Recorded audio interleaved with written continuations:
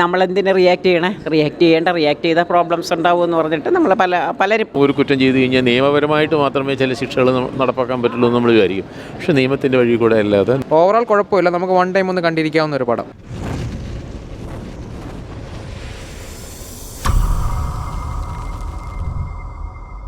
കൊള്ളാം, നല്ല സിനിമയാണ്, കണ്ടിരിക്കാവുന്ന ഒരു സിനിമയാണ്. ഒരു ചെറിയ കഥാതന്തുവാണ്, അതിനെ വളരെ മനോഹരമായിട്ട് നല്ല രീതിയിൽ ചിത്രീകരിച്ചിട്ടുണ്ട്. ചില ശിക്ഷകൾ ചിലപ്പോൾ നമുക്കൊരു കുറ്റം ചെയ്ത് കഴിഞ്ഞാൽ നിയമപരമായിട്ട് മാത്രമേ ചില ശിക്ഷകൾ നടപ്പാക്കാൻ പറ്റുള്ളൂ എന്ന് നമ്മൾ വിചാരിക്കും. പക്ഷേ നിയമത്തിൻ്റെ വഴി കൂടെ അല്ലാതെ ഒരാളെ നേർവഴിക്ക് കൊണ്ടുവരാൻ നമ്മൾ വിചാരിച്ചാൽ സാധിക്കും.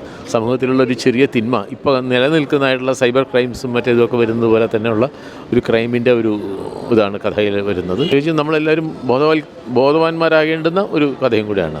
ID ദ ഫേക്ക് ഒരു നല്ല സിനിമയാണ്, ഒരു ഫാമിലി സബ്ജക്റ്റാണ്. അഭിനയത്തിൻ്റെ കാര്യം പറയുകയാണെങ്കിൽ ധ്യാൻ ശ്രീനിവാസൻ, ഷാജോണൻ, ദിവ്യ പിള്ള 3 പേരും വളരെ നന്നായിട്ട് അഭിനയിച്ചിട്ടുണ്ട്. Family subject and good to watch, thrilling movie. എനിക്കിഷ്ടപ്പെട്ടു, നല്ല പടമാണ്, നല്ല മെസ്സേജ് ഉണ്ട്. പലയിടത്തും പല കുടുംബങ്ങളിലും ഒക്കെ നമ്മളിത് ഒരുപാട് സമയങ്ങളിൽ പല ആളുകളും ഫേസ് ചെയ്തിട്ടുള്ള സംഗതികൾ തന്നെയാണ്.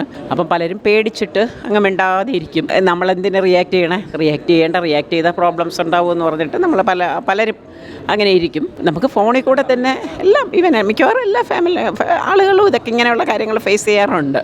അപ്പോൾ ഇത് റിയാക്ട് ചെയ്യുന്നുണ്ട്. അത് നല്ലൊരു രീതിയിലാണ് വന്ന് സക്സസ് ആയിട്ട് തന്നെയാണ് അത് അവസാനിക്കുന്നത്.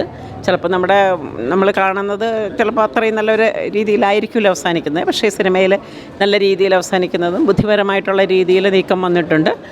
നല്ലൊരു മെസ്സേജാണ്. റിയാക്ട് ചെയ്ത് ഇങ്ങനെ ഇവരെല്ലാം അവസാനിപ്പിക്കാനൊക്കില്ല. എന്നാലും മാക്സിമം നമ്മൾ റിയാക്ട് ചെയ്യണമെന്ന് കാണിക്കുന്ന ഒരു ഫിലിമാണ്.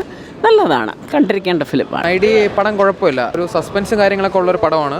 പിന്നെ ഭീമമായ അങ്ങനെ ബഡ്ജറ്റും കാര്യങ്ങളൊന്നുമില്ല, ഒരു ചെറിയ ബഡ്ജറ്റിലാണ് ചെയ്തേക്കുന്നത്. പടം കുഴപ്പമില്ല, അതായത് ഒരു ചെറിയ ബഡ്ജറ്റ് ചെയ്തേക്കുന്ന ഒരു മൂവിയാണെന്ന് തോന്നുന്നു. കാരണം അങ്ങനെ ഭീമമായ എക്സ്പെൻസും കാര്യങ്ങളൊന്നും കാണാനില്ല. പിന്നെ അവർ ഉള്ള സാധനം അവർ വൃത്തിക്ക് എടുത്തിട്ടുണ്ട്. പടം കുഴപ്പമില്ല, കുറച്ച് സസ്പെൻസും കാര്യങ്ങളൊക്കെ ഉണ്ട്, അവരത് മെയിൻറ്റെയിൻ ചെയ്ത് പോയിട്ടുണ്ട്. പെർഫോമൻസ് ആയിട്ട് നോക്കുകയാണെങ്കിൽ ദിവ്യ പിള്ളയാണ് ഏറ്റവും നന്നായിട്ട് പെർഫോം ചെയ്തേക്കുന്നത്.